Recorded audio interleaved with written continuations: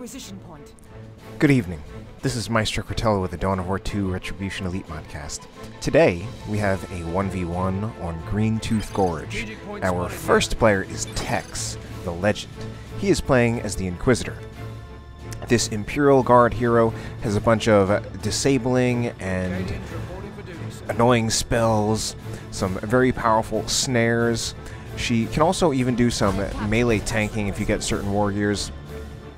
I think people often get frustrated with this hero because she's capable of some pretty awesome things. His opponent is Mathis, playing as the Warboss. The Warboss is a tanky melee hero. That means he's there to absorb damage as well as approach and tie things up in melee combat, both to damage them as well as prevent them from firing. And he can be very aggressive by pushing forward like that, usually without bleeding if he doesn't fall down. So we have an Imperial Guard versus Orcs matchup. This matchup, generally, for Imperial Guard, I find it pretty tough to keep a Sentinel alive against Orcs. They can definitely put out a lot of early range firepower if they get upgraded with big shooters on double shooter boys. That being said, Mathis has actually chosen to go for a double slugger build, which is a little curious. I'm a little surprised to see that against Imperial Guard. That being said, Tex himself actually used to run triple sluggers when playing, sometimes when playing Orcs and even against Imperial Guard. And at least right now, with Tex going for a second Sentinel, I feel like his build is going to have a bit of an advantage over Mathis's. Because typically part of what's hard about using the Sentinel against Orcs is just the double shooter boys. Getting full upgrades, definitely getting the big shooters, and often also getting the knob upgrade to just throw even more range damage out on the field. It really makes it much tougher for the Sentinel to operate, but here we don't have that from Mathis. He's gone for a double slugger build, and if anything, I feel like that's going to get countered by the Sentinels, especially now that we have two Sentinels out of Tex. That being said, Tex lost one of his Guardsmen. That's going to be a little bit of a setback for him. He's already repurchasing another one. If anything, he might be lucky if he hadn't invested too much in that Guardsman squad that he lost. Like, say, maybe he didn't even get the shoot a knob on that, so that it wouldn't be that big of a loss, since Guardsman, of course, out of the gate, only 230. Hopefully Tex maybe didn't even end up reinforcing that squad he lost. But Tex does seem to be taking the advantage at the moment. He's got Mathis off the field. Mathis also not going for any kind of fourth squad, and so far he really doesn't even have that much in terms of upgrades. So I'm even like wondering, where are Mathis's resources going? Where are Mathis's resources going?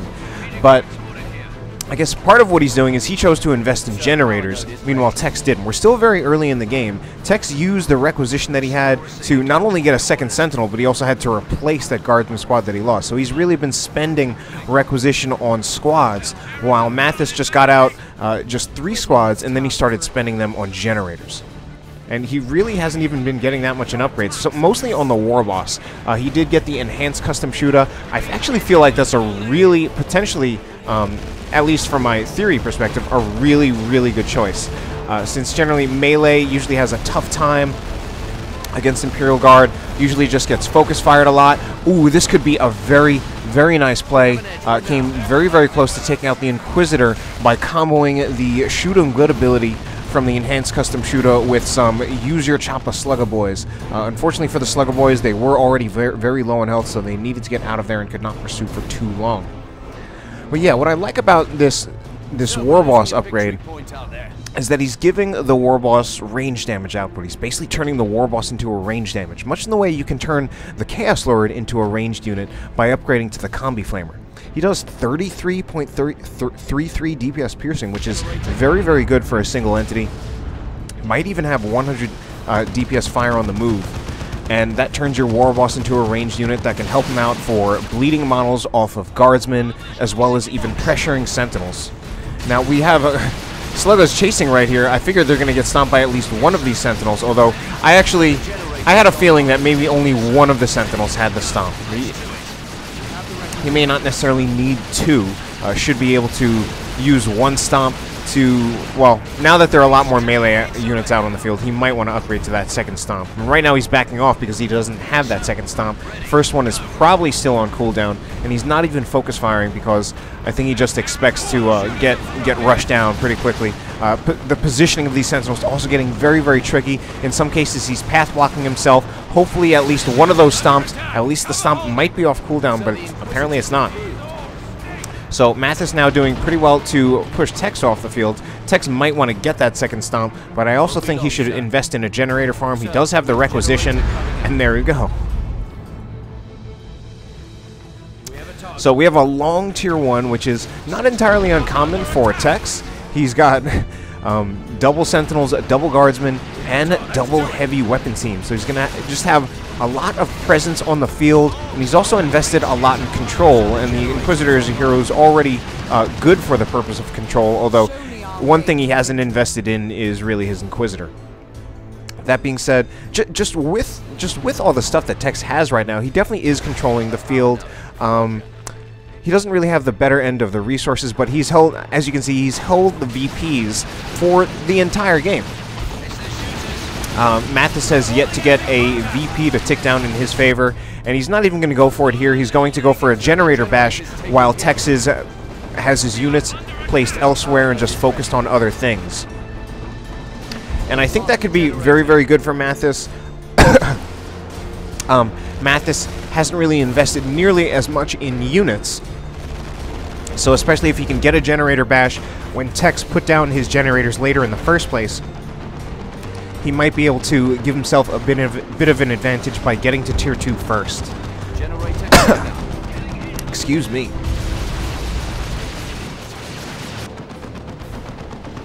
Oh. Let's do it. Heavy weapon team right here has a weird angle, but does manage to force off the Pain Boy, who took a lot of damage just trying to walk away. And if anything, Tex is now not looking as strong as he could be, but predictably we see Mathis getting to tier 2 first, presumably spending less in tier 1, and definitely getting his generators down much quicker, and he did not suffer any gen bashes whatsoever. Hopefully right here we will see a Sentinel stomp. Tex unfortunately not paying attention and loses his Sentinel anyway, even though he does get the stomp off. So a little bit of a potentially a drop micro from Tex, or maybe the cooldown was going off cooldown, and he was hoping for it to come off cooldown just in time, but it didn't quite happen that way or something. And we have another Sentinel engaging way too close. Unfortunately, Tex, I think, again, dropping his micro a little bit. He probably sent the Sentinel over here to go for a decap on that point, and then he reacted a little slowly. I mean, I definitely do that all the time, and certainly with the way you spread your units out in Tier 1, in 1v1 compared to team games, there's definitely a lot more potential to kind of just send your units off in some place and lose track of it. Send it off in a different direction. You definitely split your squads much more in 1v1 than you will in 2v2 or 3v3. But Mathis may finally get some VPs to tick down his favor. He's managed to even it out at a 1-to-1, and I think this Pain Boy will get the cap off right over here. Meanwhile, Tex is now actually getting pushed back a bit, and he is choosing not to reinforce his heavy weapon team, which is not entirely surprising. Definitely seen him do that, and I mean, that has a lot of things. First of all, he's not spending the requisition to reinforce those models, and in fact, heavy weapon team members, I'm pretty sure they also require power to reinforce. I believe all setup teams actually require power to reinforce, since it requires power to buy the squad. And the power reinforcement for those setup teams is actually pretty significant, especially considering how little they do. The main thing they give you is survivability, but they don't do much for the actual performance of the squad. So now a double cap for Mathis, and Tex just kind of moving. This is very interesting. He's putting down, yes, a Bane Wolf. He's got the Bane Wolf, and we already have Stick Bombers out for Mathis. I always get confused between the Stick Bombers as well as the Tank Buster icon. They look fairly similar. Heavy weapon team came very, very close to dying. Some damage over time from that Pain Boy brought that heavy weapon team down to just 2 hit points. So we're going to have a full generator bash from Mathis, but of course we also have a full generator bash from Tex. This Bane Wolf, very, very good for bashing generators, since you can just call it right down. This is a exclusive call-in vehicle for the Inquisitor, and it has it's like a chemical cannon on top, or a chemical spewer, basically a flamer weapon. Certainly for gameplay purposes, it is a flamer weapon, and I believe it does more damage than most of the other flamer type weapons in the game, so it bashes generators pretty quickly. And that being said, it's also a vehicle, and it's fairly cheap, and if you get to tier 2 fairly early, you can often get it in time when it's out, basically it'll be out when your opponent doesn't have any AV whatsoever. And Mathis right now, he's getting some AV in reaction to this Bane Wolf. This Inquisitor, I feel, is in a lot of trouble, but now we've got 2 different heavy weapon teams, one with a autocannon, which is interesting to see. I think it's a nice choice, actually. Certainly autocannon, a nice choice for when you want some kind of AV, but still want to keep the anti-infantry capabilities of the squad. And, I mean, the anti-infantry capabilities of a autocannon heavy weapon team are actually very, very good. Particularly, and it'll definitely be very, very good against orcs. Definitely pretty much any orc squad. Although I would say a heavy bolter heavy weapon team is still superior against these single entities, the Warboss and the Pain Boy. And now Tex is, interestingly, he's going to be capturing with his heavy weapon teams. Of course, like in some ways, it might be more beneficial for them to set up, but Tex is also in a situation now where he's got 2 vehicles out on the field, so he needs to support both with repairs from his guardsmen. So that basically puts his heavy weapons teams out on the field for capturing duty. That being said, of course, heavy weapons teams, they are the only setup team that can also repair. So Tex could actually choose to repair with his heavy weapon teams, but I believe they can't really... Now, this is actually a little detail that I'm not 100% clear on, but I believe they cannot be set up and firing while repairing, but I could be wrong about that. Either way, repairing, generally not very... You generally don't see heavy weapon teams very commonly used for repairs. Since guardsmen are generally better for that purpose, in part because of their mobility. They can just follow the vehicle along. It almost makes you wonder, like, why can I don't even understand, like, why can heavy weapon teams repair? But I mean, look at all the damage that those shooter boys are taking. The heavy weapon team with the autocannon. Now, the DPS here is an old value. I believe its damage has been increased in Elite mod. But even so, the DPS of the autocannon heavy weapon team, or just autocannons in general, it's not actually that high. The main thing that's really good about it, though, is that it does do area of effect damage, so it can be very good against these squishier squads, sluggas, pretty much any orc infantry squad. And then, of course, it works against vehicles, too. And there we go with, man. The Bane Wolf has an ability, much like the Bilious Discharge. Don't even remember what it's called, but functions very much the same. Ooh, some stick bombs going into those guardsmen. A lot of guardsmen models dying. And right here, we also had an Inquisitor. She has been upgraded to the Excruciators, giving her the Assail ability. Right there, it looked like she tried to use Hammer of the Witches. It didn't seem to work or something, but either way, the Inquisitor needs to get out of here. There, she did somewhat fortunately get a special attack off, covering her retreat a little bit. But otherwise, she definitely needs to get out of there. And Mathis now definitely evening things out. He's about to get a double cap at a time when Tex still has a bit of an advantage in VPs, but not quite as big as before. Sentinel is going around backcapping, needs to be careful because it's now kind of overextended without support, which is generally which is definitely a dangerous situation for your Sentinel to be in. We actually have double autocannons now. I personally don't feel like that's a great choice. I really think it'd be nice to keep one of the heavy bolters around. Really could do a lot to control the Warboss and the Pain Boy, but definitely the double autocannons would probably be absolutely devastating to any of the orc squads.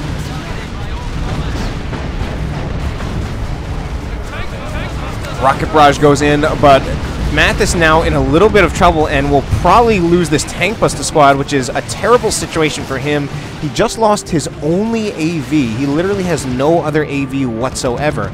And we still have this Bane Wolf out on the field, almost level 2. And it's even surprising to see a Bane Wolf last this long and be relevant this long. Well, I mean, it's certainly a little tougher than a Chimera at 700 hit points, which is actually pretty nice for a Tier 2 vehicle of the Bane Wolf's speed. But I guess I feel we would see some harder AV, and certainly by Tier 3 it can be difficult to keep something like a Bane Wolf alive. Sometimes difficult to keep those non-tank vehicles alive in Tier 3 when a lot of things can get much better at killing it, particularly tanks themselves. But I mean, this Bane Wolf could be so powerful against the Sluggas, really against anything Mathis has. The main thing it needs to be careful, of course, are the Tank Busters, since that's the only unit that can really threaten the Bane Wolf. I mean, technically, if the Pain Boy and the Warboss can get in range, they can actually do some very, very minimal damage. But of course, the Bane Wolf, Tex is just going to micro it around. He needs to micro it more, though, to make sure it gets away from the Tank Busters. And now, also, the Stick Bombers could also use their Stun Bomb to stun the Bane Wolf a little bit, which is very, very tricky to pull off.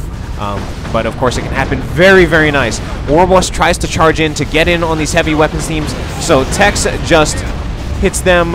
He hits the Warboss, at least, with a sail from the Excruciators, and stops the Warboss in place. That being said, with no suppression heavy bolter, the rest of those squads just kind of walked right in there. I mean, there was nothing to stop them, unfortunately, and that's part of the disadvantage of going double autocannons instead of keeping one as a heavy bolter. Although that being said, Mathis definitely still has what he needs to take out or deal with a heavy bolter. Heavy weapon team, because he does have those Stick Bombers, which are doing absolutely beautifully against the Guardsmen right there. Tex, unfortunately, I think, not really microing enough, and maybe it should also split his Guardsmen a little bit more to not get hurt so badly. He definitely lost something like, ooh, let's do the math. 5 plus 6, he lost 11 Guardsmen right there. Alright, meanwhile, we've got some sneaky stuff going on. We've got some Stormtroopers out on the field. Probably a call-in Stormtroopers. The Inquisitor has the exclusive ability to call Stormtroopers in from a global. And she probably did that right over here and got that decap off. Tex may be feeling a little bit of the pressure because Mathis really right now is just putting the pressure on. He's the one on the field. Tex is pretty much off, and Tex is now in a position where he's just kind of defending himself, trying to get out of base.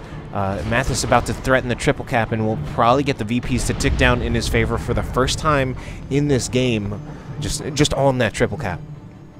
Now, Tex has not gone to Tier 3 yet. He's actually almost there, but he doesn't have much of a power income. He's got a lot of squads out on the field, so he's going to have a lot to reinforce. I don't know if even going to Tier 3 might be the wisest thing for him to do. That being said, Mathis is going to Tier 3. He doesn't have much of a power income himself, though.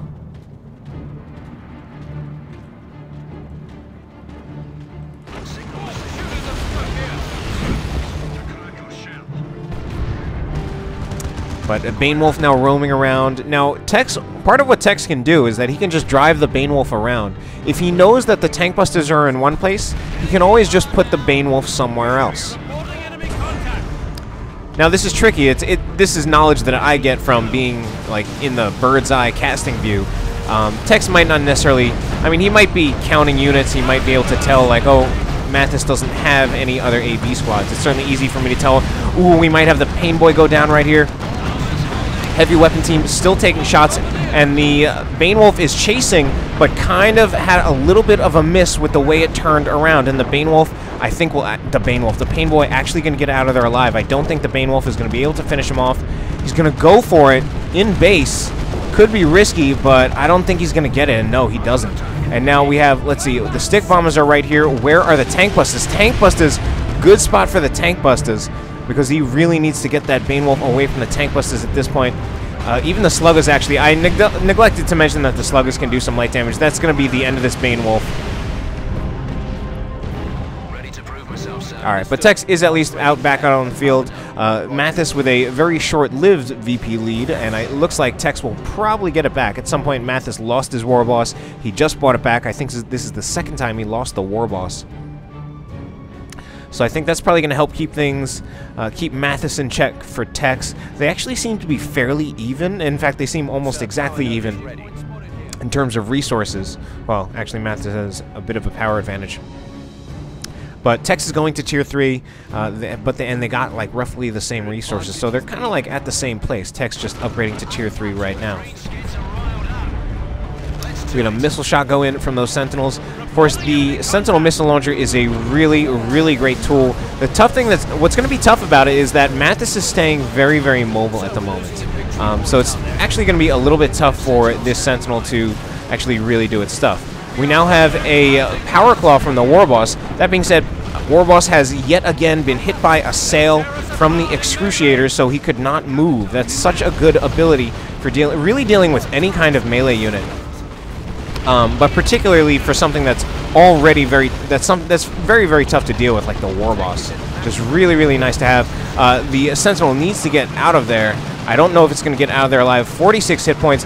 Look at the way Tex has just been pushed all the way back into his base. And this is like I've definitely said that I feel the Warboss is a potentially very aggressive hero, and the Sentinel, oh my god, I thought the Sentinel does go down. My god. So Tex just lost a bunch of stuff. And the VPs are, wow, 231 to 241. VPs are pretty even, but man, Tex just got hit hard by that push from Mathis. And I mean, Mathis is really using like a lot of the stuff that he needs. Oh man, Tex unfortunately just getting hit a lot by all of this Orc area of effect stuff, especially those stick bombers.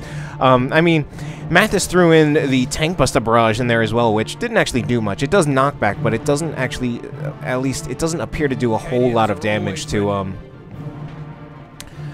infantry. That being said, Tex somehow, he now has the double cap. He's using his Stormtroopers very much as a back-capping unit. I mean, he got the cap over here. He's decapping the middle under infiltration, so Mathis can't even see, although he definitely can throw stick bombs into places wherever he wants, even if he can't see where they are.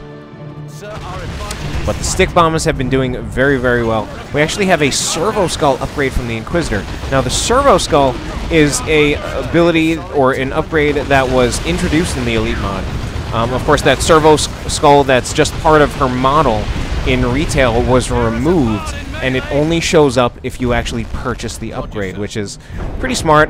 You still don't see that upgrade a lot, I feel. It definitely can potentially have some uses, since you can use it to reveal an area, basically like the Farsight Global for the Farseer. Definitely has some potential uses. However, you definitely still don't see it that often, and I mean, it is competing with several other very, very powerful upgrades. Ooh. So, wow, Kashyyykin's right there. Managed to take out that Slugger Squad, even though it had used Ardboys to make itself a little bit tougher. But yeah, just the Inquisitor in her accessory slot has some other very, very powerful war gears. The Rosarius, the Inquisitorial Mandate. Those are very, very powerful upgrades, so you generally don't see the Servo Skull that often. But Kashyyykin's out here. Kashyyykin's are pretty scary. Just the damage they put out is absolutely ridiculous. They probably at some point. Ooh, if we get some range fire from the Kashyyykin's, I think Tex is going to go for that. Is he? Yes, he does, and he takes out the Pain Boy. Nice play from Tex. And suddenly Mathis has no units. Where did all of his squads go? So Tex definitely managed to even things out a little bit. But these Kashyyykin's, I actually, like I'd say, they quite possibly have overtaken Tzeentch Chaos Space Marines like as the best overall ranged unit in the game. Flash Kits definitely also compete for that too. But I mean, Tzeentch Chaos Space Marines were already beastly, are beastly, still are. So that, just that I'm saying that Kashyyykin's might possibly be better is really just a testament to how good of a unit they are, or just how good they are as a ranged unit. And even if you made some like really reasoned analysis and maybe Tzeentch Chaos Space Marines are still better, Kashyyykin's are still really pretty ridiculous. But we got a looted tank now out for Mathis. I actually feel this is a great choice. Of course, Tex has been getting hit very, very hard with area of effect all game. So tanks in general can really be such great value because you get that high burst damage out of the tank cannon. You get, of course, just the side fire. In this case, we have side shooter fire. Of course, if it was a Space Marine tank or an Imperial Guard tank, we would be saying side bolter fire. The overall damage you just get out of a tank is good. It's such a good value for what it is, does so much, and you of course get AV on a unit that is itself a vehicle. But what's especially good about the looted tank is that you have that boom shot ability, which I feel is particularly an advantage in this matchup. And Warboss tries to charge in again, and yet again gets hit by Excruciators. Tex, unfortunately, man, he's really has not been dodging many. Oh no, the heavy weapon team probably going to go down right here. But instead, they let the heavy weapon team go for the Kashrkins. I unfortunately think that was really the wrong play for Mathis. I think he was pretty much guaranteed to take out the heavy weapon team, but he might have just been a little bit scared of the Kashrkins, and perhaps rightly so. Unfortunately, Tex drops his micro, loses the Inquisitor. That's really bad for him. Now, Tex has a VP lead, actually a pretty nice VP lead, and it's still only a 2-0 in his favor. Now 2-1. Mathis did get a VP. But Tex, let's see, man, Tex, he could be saving for a Lehman Russ with the resources he has. That would actually be a very nice answer to a looted tank, since it would be a superior tank. Definitely certainly for the purposes of tank-to-tank combat, it would definitely be superior. Here we have a rocket run. Oh, wow, that was unbelievable. I thought that was going to be a terrible rocket run, but Mathis just somehow reacting very, very slowly, and he actually just gets hit by one of those little rockets and actually loses his looted tank, and that was unfortunately just not well played by Mathis. Since the rocket run, I mean, that looked like it was going to hit nothing, and it didn't even wipe any squads, and typically the rocket run is not a very powerful anti-vehicle nuke, but it's the best anti-infantry nuke in the game. Kashrkins throw a grenade to try to just, I don't know, stop the Warboss, and now we have a Weird Boy, which seems kind of surprising, but I mean, it's certainly not going to be a bad thing at all. If anything, it's a better choice than the looted tank. But I'm wondering what we're going to see out of Tex. Yeah, and there you go, starts making that Lehman Russ, and of course now once Tex gets that out on the field, he'll be the one with the Lehman Russ, and Mathis will be the one with no tank. That being said, he still has his second tank buster squad, level 2 now, and he does have a Weird Boy. He also has to watch out for the Warboss. And Mathis actually now going to get a triple cap, so Tex needs to get out on the field, but he's still waiting for his Lehman Russ. Inquisitor has switched to the Inferno pistol. She never got any other weapon upgrade, but she does have the Inferno pistol. This is a Melta weapon, does some pretty nice Melta damage, and has pretty nice range as well. Longer than the other Melta weapons in the game, so that can be very, very powerful. It's anti-vehicle, it's anti-everything, really. And then, of course, you do get that Judgment ability, which I knew we were going to see. Mathis kept those sluggers out way too long on the field. And wow, I mean, just look at that. Just sniped a model in retreat after getting that Judgment. So misplayed by Mathis. I don't know whether he was just didn't notice, didn't think of it, was just very in the moment, or he just really wanted to keep his sluggers out on the field and he thought maybe he could get them away from Judgment, but that still just did not work out well for him. Still double cap for Mathis. We now have the Lehman Russ out on the field. Lehman Russ currently has no upgrades, and we have another looted tank coming out of Mathis. But here we go with the Lehman Russ just taking shots, and Tex is going to use this opportunity to get a cap over here. So he'll be the one. Well, he's not capturing the middle, which is very, very unfortunate. We had an over dare from Mathis, sending his sluggers as well as his Warboss, and even his stick bombers are going in for melee. Now, this Guardsman squad probably in a little bit of trouble. I think Tex is going to keep them in long enough to get the decap, but he might lose the squad in the process, especially with that knockback. He is definitely going to lose that squad. Oh, and they're running back because their models, the models are all separated. But Tex is the one with the double cap, 69 to 90. And the Luda tank now going to approach the Luda tank. That being, I mean, the Luda tank now going to approach the Lehman Russ. Unfortunately, the Luda tank, Mathis in a better position, I think, with the Warboss also chasing, and the Luda tank getting off the first shot. So this Luda tank, this Lehman Russ might be in a little bit of trouble. Where is the only guardsman squad? The guardsman squad is right here, trying to go in. This is really, really, really bad for Tex. I think 2 more shots will probably take out the Lehman Russ. He needs repair support, and he should also have his heavy weapon team set up. He's going to lose. He loses the Lehman Russ, but I think he's actually definitely going to take out the Luda tank. Just needs some shots from the Inquisitor, who's derping a little bit, but some shots from her, and she will finish off the tank. 2 to nothing for Tex. But Mathis is capturing some of the VPs, so it's still going to be close. He's still in this game. And this Luda tank taking a long drive home. Fostering new power. Anyway, Mathis is about to double cap, but Tex has the time, needs to get these squads out on the field, and even has enough for another Lehman Russ. I don't know if he should go for that, but I think he should get out. He has the resources to get another unit, whatever that unit may be. And the Inquisitor, unfortunately, this is probably not the best use of her time, trying to compete with these shooter boys. Gets in for melee. The best thing that's happening, though, is that it's distracting Mathis, and he committed all of his forces to this side. The only problem is that Tex is not capturing. He's dropping his micro while he had Tex was dropping his micro while he had Mathis distracted. So this game will probably stay, keep going even longer, and could still go in Mathis's favor. Oh, this is now really, really bad. Tex not able to get this decap off. Oh my god. This is now really, really bad. Reporting enemy contact.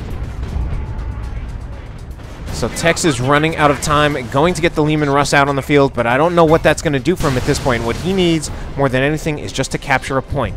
That weird hawk is going to be the death of He us. needs to at least get a decap off so he can stall things out, but right now it's looking really, really good for Mathis. I think his best chance actually would be to send both his Stormtroopers and his Kasrkins over here, have the Stormtroopers cap while the Kasrkins just scare off all those units. And again, he's actually getting Mathis away from the middle VP, so he needs to put a unit out there. And where's that Lehman Russ? Oh god, what is it doing? Is it just protecting this point? Alright, VP's at least evened out, and now Tex goes for the middle. Unfortunately, Mathis is not... He's not protecting all of the VPs, and this could just be an experience gap between him and Tex. I mean, Mathis certainly fought this game very, very well. He does not look like he's in a winning position right now, and we've got more armor for the armor. I love that quote. All right, Kasrkin's out off the field, but Tex is going to take this. Now, I think Mathis is probably going to go for some stick bombs on these guardsmen, but I think they're going to get the cap off, and that's all Tex needs. We are under attack. Good show, sir. And that's it. A very close call and a very good game. Hope you enjoyed it. Have a good night.